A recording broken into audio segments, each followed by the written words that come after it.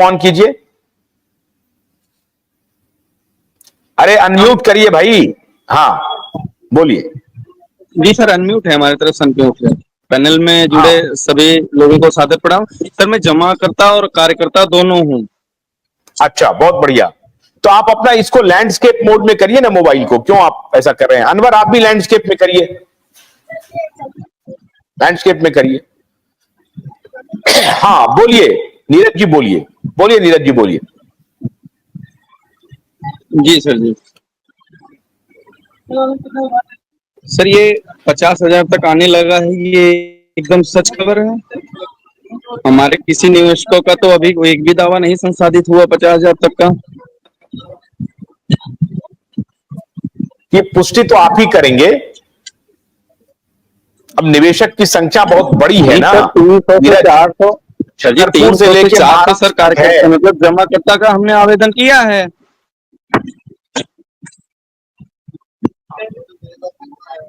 5,000 से 10,000 आए हैं, इसको मैं भी मानता हूँ। हमारे पास भी मतलब हमारे कस्टमर का आया है और हमारा खुद का भी पैसा आया है। लेकिन सर 50,000 तक की अभी कोई खबर है नहीं, है तो सिर्फ मीडिया में है सर। और अभी तो किसी निवेशक के पास अच्छा हमें ऐसी खबर नहीं अब मिली है। एक मिनट मैं अब आपसे मैं आपसे अब पूछ रहा हूं, बहुत अच्छी बात है। आप कार्यकर्ता भी हैं, निवेशक भी हैं। आपका जी अपना जो निवेश है वो कितना, अपना निवेश कितना है, कितना पैसा है? सर हमारा खुद का होगा तो 4 से 5 लाख होगा। 4-5 लाख। उसमें से आया कितना जी आपको? सर अगर आया है सिर्फ 5,000 टोकन मनी। 5,000 token money. कैसे आया आपको 5,000 टोकन मनी? आपने क्या अप्लाई किया था जो 5,000 टोकन मनी आपको आ गया? जी सर देखिए, हमारे कई बॉन्ड थे, उसमें 7-8 बॉन्ड थे, जिसमें हमारा एक बॉन्ड था 5,000 रुपए का। तो सर ये जब रीसबमिट होने लगा तो हमने रीसबमिट किया था, तो उसमें क्या था कि 19,999 तक ले रहा था। तो हमारे जो 10-10 हजार के जितने बॉन्ड थे और जो 5,000 1,000 के थे सर, उसको हमने किया आवेदन। तो सब रिसबमिट तो हो गया, और रिसबमिट होने के बाद सर हम लगभग मई में किए थे सर, और लगभग जून में हमारा पैसा आया था। 45 दिन जो ये बता रहे थे उसमें सर आया था पैसा। 45 दिन जो समय दिया गया, जैसे ही एक्सेप्ट हुआ तो 45 दिन में आपका पैसा आ गया। बिल्कुल हाँ सर, हमारा आया। हमारे ही रूम में हमारी एक इलेक्ट्रिक शॉप भी है, हमारे एक टेलर रहते हैं, उनका भी किया था। जबकि वो भी बोलते थे, क्योंकि सर हम एजेंट थे, हाँ, तो वो बोलते थे सिर्फ एजेंटों का दे रही है कंपनी, हम लोगों का नहीं देगी। उनका भी सर रिसबमिट किए थे, उनका भी आया। तो वो भी कहने लगे नहीं भैया हमारा भी आ रहा है। अच्छा, ये बीएन सिंह लिख रहे हैं कि पाठक जी हमारे पास जो है वो 50,000 तक के प्रूफ हैं और सेकेंड राउंड भी आने लगा है। ये बीएन सिंह साहब, आपका जो भी आपका प्रूफ है, ये जरा आप हमारे चैट बॉक्स में डालिए, यूट्यूब के चैट बॉक्स में, क्योंकि मैं फेसबुक नहीं पढ़ रहा हूं, यूट्यूब का चैट बॉक्स पढ़ रहा हूं। तो आपके पास जो प्रूफ है हमें दिखाइए, तो हम उसको शेयर भी करेंगे। बीएन सिंह साहब, आपने जो लिखा है अभी, अगर यहाँ कोई बात नहीं, आप फेसबुक पर भी डाल दीजिए, लेकिन हम पढ़ पा रहे हैं। तो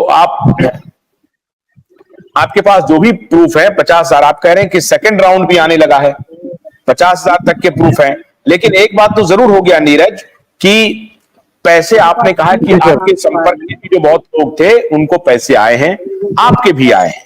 ठीक है, 5 लाख 6 लाख रुपए नहीं नहीं आए सर, हैं। पैसे आए हैं, ये सच है सर, पैसे आए हैं, ये सच है। जो सच है सर उसको स्वीकारा जाएगा। बिल्कुल, इसको बोलना चाहिए, जो सच है उसको बिल्कुल बोलना चाहिए, मजबूती से बोलना चाहिए।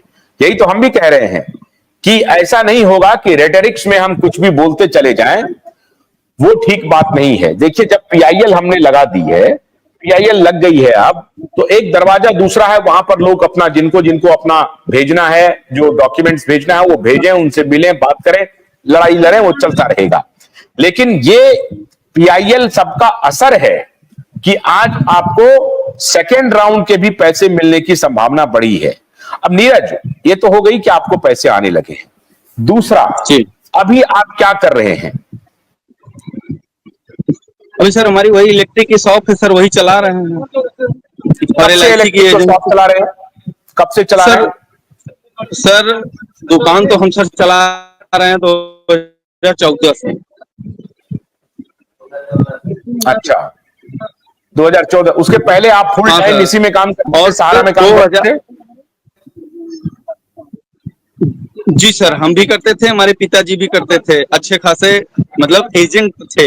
हमारी हमारी ब्रांच मछली शहर थी, जिला हमारा जौनपुर है और हमारी सर तहसील मछली शहर है। सर ब्रांच आज भी हम लोग खोल के रखे हुए हैं इसी दिन के लिए कि अगर कस्टमर का भुगतान इस ब्रांच से हो रहा है तो सर उस ब्रांच को हम लोग आज भी खुलवा के रखे हुए हैं अपने पैसों से। वहाँ जो भी खर्च लगता है, आज भी जो भी मेंटेनेंस आ रहा है सारा की तरफ से तो आ नहीं रहा है। वहाँ जो भी एक कैशियर साहब थे वही आज भी वहाँ हैं, बिना पैसे के वो हैं। नहीं, मैं आज देखिए, जो सहारा कंपनी की कोई गड़बड़ी अगर हुई होगी तो उस पर अलग विचार हो सकता है, लेकिन मैं ये जानना चाहता हूं कि जिन लोगों की रोजी रोटी कंपनी से जुड़ी हुई थी, अगर अब उनका क्या हालत है, उनको क्या करना चाहिए? नीरज, आप क्या देखिए चाहते सर, हैं? आपको अगर दोबारा काम करने का मौका मिले किसी रूप में, कन्हैया जी आ गए, बहुत स्वागत है कन्हैया जी आपका, बहुत स्वागत है कन्हैया जी आपका। तो दोबारा अगर मान लीजिए कि कोई अपॉर्चुनिटी मिले, उनकी जो परेशानी है, उनकी जो पीड़ा है, उनको खत्म करने का क्या रास्ता हो सकता है आपके हिसाब से? देखिए सर, आपको हम सच बताएं, सहारा सहारा से जितने लोग सर जुड़ते थे वो भावनात्मक जुड़ते थे और सच्चाई भी यही है कि अगर सहारा फिर से रिलॉन्च हो रही है तो उसके कार्यकर्ता फिर करेंगे काम काम करने के लिए वो नहीं पिछड़ेंगे। समस्या ये है कि पब्लिक उन पर ट्रस्ट करेगी कि नहीं करेगी, तो ये सहारा को दिखाना है ना कि हमें मार्केट में आना है तो कुछ ऐसा करे कि पब्लिक को ट्रस्ट हो, फिर से री इन्वेस्ट हो अगर वो करना चाहें। क्योंकि सर एजेंट तो रोजगार ढूंढेगा, उनकी कंपनी चालू हो रही है, वो आए काम करे, लेकिन अब ये सहारा को कहीं ना कहीं सर सामने आके सर प्रूव करना पड़ेगा। सर जो ज्वाइनिंग पॉइंट है सर, उसका कुछ नहीं क्लियर हो पा रहा है अभी तक, ना कोर्ट से पता चला ना कहीं से पता चला कि वो मिलेगा कि नहीं मिलेगा।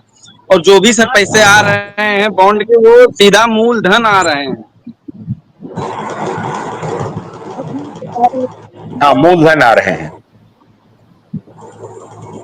नहीं तो अब तो दो तीन, देखिए, सहारा क्रेडिट कोऑपरेटिव सोसाइटी में से तो 3 सोसाइटी के काम को बंद कर दिया गया है, एक सोसाइटी का काम चल रहा है, जहां तक मुझे जानकारी, ये लोग सब बताएंगे। तो मैं ये कह रहा हूं कि अगर एक सोसाइटी का काम ठीक से चल रहा है, जो अभी भी चल रहा है, इतनी विपरीत परिस्थिति में भी मान लीजिए चल रहा है, तो अगर निवेशकों का पैसा वापस कर देती है कंपनी या सरकार, तो आपको लगता है कि जो फिर से जो लाखों कार्यकर्ता हैं जो काम कर रहे थे, वो वापस कंपनी के ऊपर ट्रस्ट बहाल हो जाएगा और काम करना शुरू कर देंगे?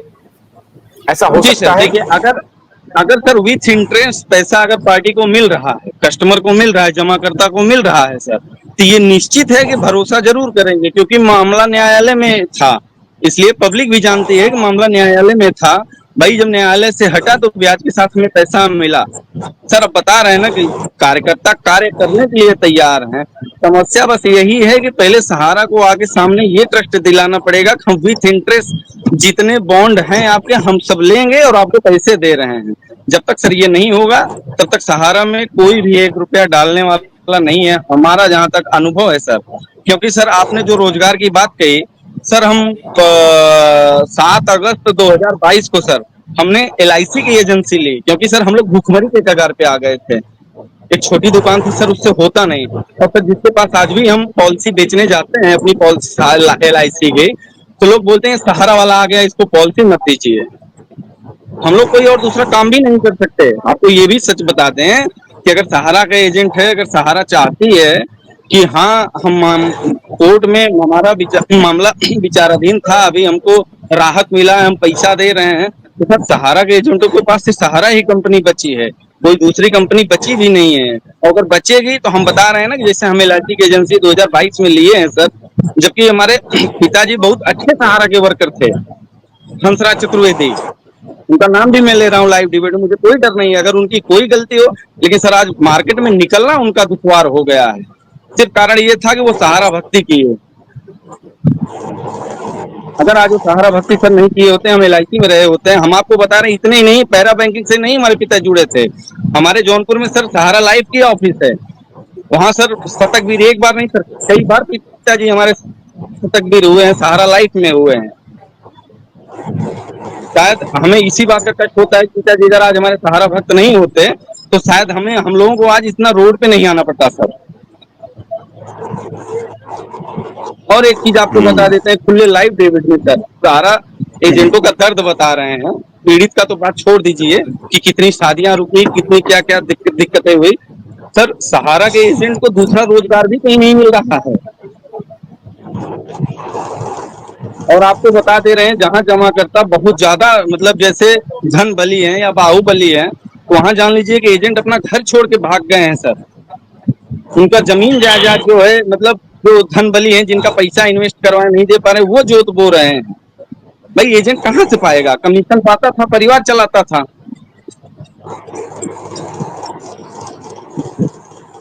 तो इसका मतलब है कि निवेशकों के पैसे की वापसी से सीधा संबंध जो है वो कार्यकर्ताओं के रोजगार से भी जुड़ा हुआ है, उनकी साख से भी जुड़ा हुआ है। अगर निवेशकों का पैसा मिल जाता है तो ये कार्यकर्ता के लिए भी हक में जाएगा, क्योंकि उनका भरोसा फिर बहाल हो जाएगा। वो कम से कम समाज में ये कह सकेंगे कि हाँ देखिए हमने पैसा आपसे दिलवाया था कंपनी को, जमा करवाया है। बिल्कुल सर, अगर मिल जा रहा है उनको पैसा तो ये जरूर है सहारा के एजेंट सहारा में काम करने के लिए आज भी तैयार रहेंगे। हम बता रहे हैं ना कि सहारा के एजेंट जितने भी सर भावनात्मक काम करते थे उनको LIC आई, पल्स आया, बहुत सारी कंपनी आई, लेकिन सहारा के एजेंट कहीं नहीं गए। वो सहारा से जुड़े थे, सहारा में ही जुड़े थे। आज की भी बात बता रहा हूँ, 2022 में LIC की एजेंसी लिया, लेकिन हमारे पिताजी एजेंट नहीं बने सहारा के अलावा, वो बन सकते थे।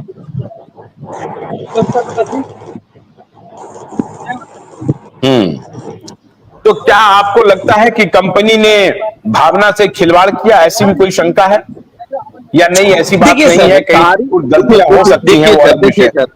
देखिए सर, देखिए ये जितना जानकारी आप लोगों के माध्यम से हमें मिला, देखिए इसमें सहारा भी दोषी है और सरकार का भी दोष है।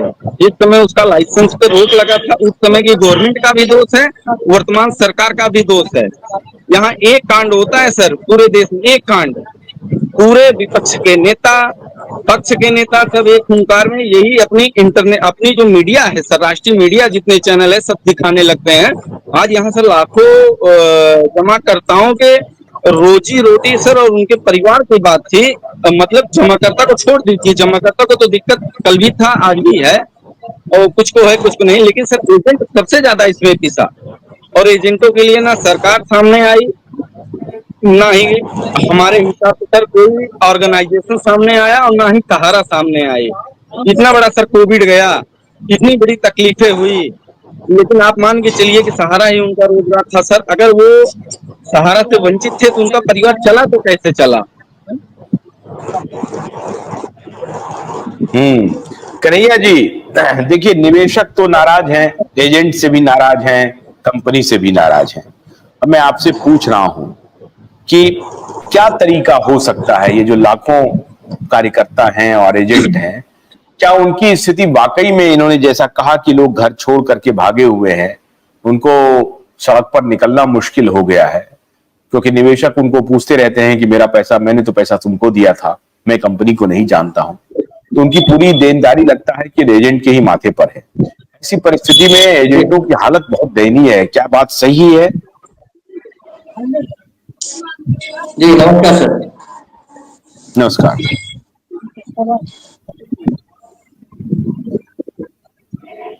पूरे हिंदुस्तान के सहारा में जितने भी वर्कर हैं सर, उनकी परिस्थिति दयनीय है, इसमें कोई दो राय नहीं। दयनीय स्थिति है। परिस्थिति यहां तक आ गई है कि खास करके जो बिहार, यूपी, झारखंड, इन तीन स्टेट में सबसे ज्यादा दयनीय स्थिति है। सबसे ज्यादा अगर परेशानी कहीं पे है तो बिहार, यूपी और झारखंड में है।